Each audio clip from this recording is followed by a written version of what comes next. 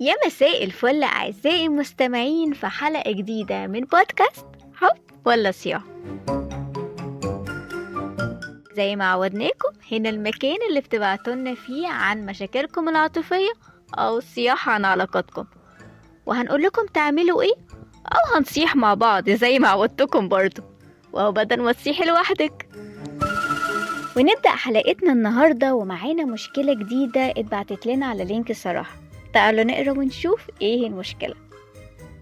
واحدة بتقول أنا مخطوبة عن حب 3 سنين، يعني كانوا مرتبطين لمدة 3 سنين وبقالي 4 شهور مخطوبة وتليفوني باظ.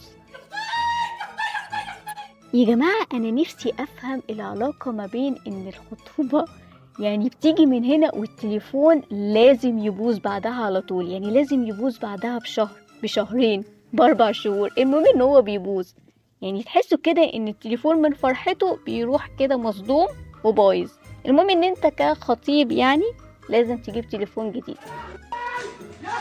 وبتكمل وبتقول وفي عز ما أنا كنت محتاجة لقيته بيقولي أنا هجيب عربية تانية علشان أشتغل عليها. طب يعني حلو، الراجل شقيان باين عليه وعايز يحسن دخله، انتي متضايقة ليه؟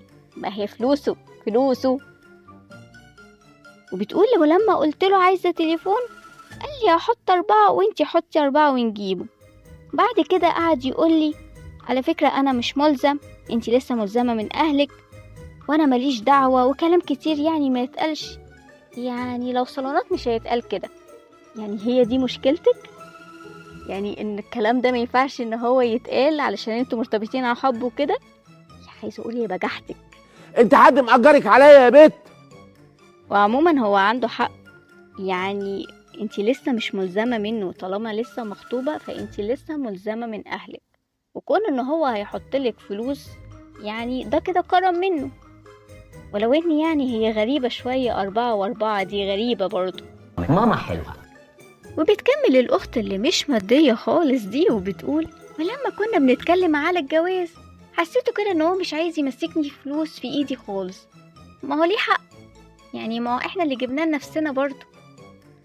بتقول قال لي ان هو هيديني مصروف للبيت 150 في الشهر. مش عارفة كده هو بخيل ولا لا. لا معلش ثواني، 150 جنيه ايه؟ يعني 150 جنيه استرليني صح؟ هو لما قالك ان هو هيدفع 4 من حق التليفون وكان قصده 4 ايه؟ 4 جنيه؟ انا حاسة كده ان في حاجة غلط في العلاقة دي، او فيكم انتوا، يعني فيكم انتوا الاتنين. بس عموما احنا طالما وصلنا 150 جنيه في الشهر بقولك اهربي.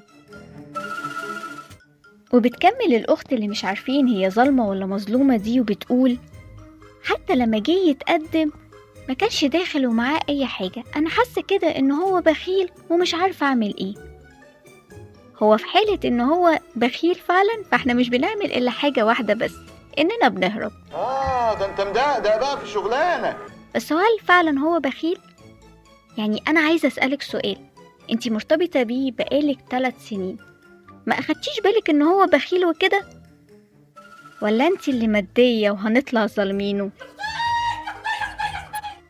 عموما البخيل احنا بنسيبه، لان البخيل ده مش بس بخيل في الفلوس، ده بخيل كمان في المشاعر وفي الوقت وفي كل حاجة. بس انتي برضو ما ينفعش تعتبري شريك حياتك مكنة ATM، يعني هاتلي وجيبلي. انا اسفة، يعني ده اسلوب البنات اللي مش شبعانة. ممكن يجيبلك هدايا وطبعا دي حاجة ترجع لذوقه، وكل ما كان بيجيب كل ما كان باين فعلا ان هو كريم، بس هو مش ملزم ومش مجبر. يعني ما ينفعش ان انتي تلحي عليه ان هو يجيبلك حاجات يعني هو مش ملزم بيها. طالما انتي لسه في مرحلة الخطوبة فانتي لسه ملزمة من اهلك. ولا انتوا ايه رأيكم؟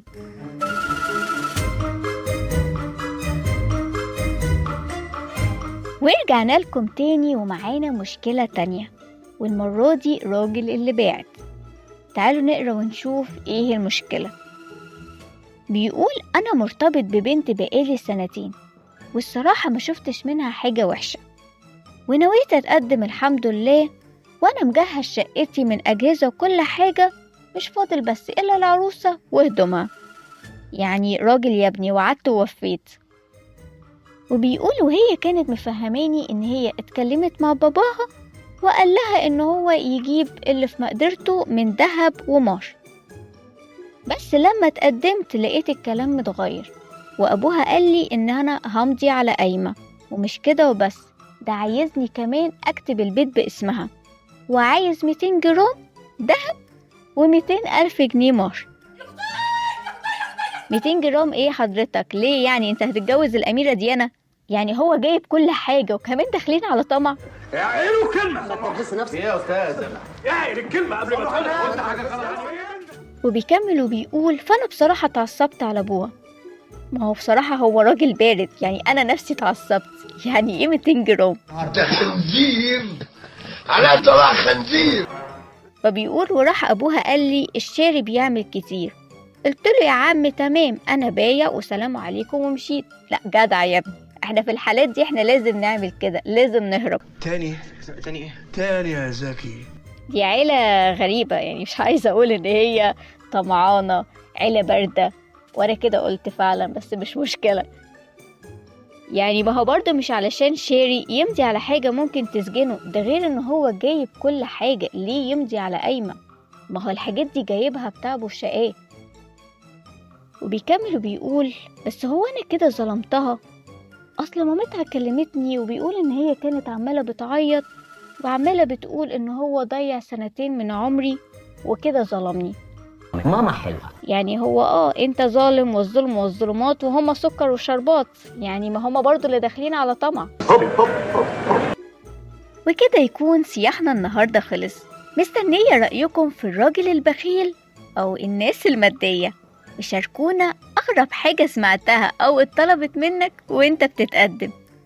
وانتوا لو عندكم مشكلة عاطفية أو صياح اكتبولنا في الكومنتات أو على لينك صراحة اللي هتلاقوه تحت الفيديو. واشوفكم في حلقة جديدة من حب ولا صياح. باي.